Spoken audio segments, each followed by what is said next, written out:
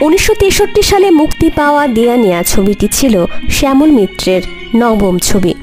গান, সুর আর অভিনয়ে এক নিখুঁত মিশ্রণ, যা আজও শ্রোতাদের হৃদয়ে সমানভাবে জায়গা করে রেখেছে। আরতি মুখোপাধ্যায় তখন একেবারে নতুন। গান ছিল মাধবী মধুপে হলো মিতালি। গানটি গেয়েই চমকে দেন সবাইকে। এই গান গাওয়ার জন্য তার নাম প্রস্তাব করেছিলেন স্বয়ং ভূপেন হাজারিকা। তিনি ছিলেন মার্ফি অল ইন্ডিয়া রেডিও কন্টেস্টের বিচারক, যেখানে প্রথম হন আরতি মুখোপাধ্যায়। শ্যামল মিত্রের অনুজ ভাই সলিল মিত্র বলেছেন, ওই অল্প বয়সেই আরতিদি সি শার্পে গান শুরু করে মধ্যম পঞ্চম ছুঁয়ে ফিরে আসতেন। সেটা একজন মহিলা গায়িকার পক্ষে বিশাল ব্যাপার।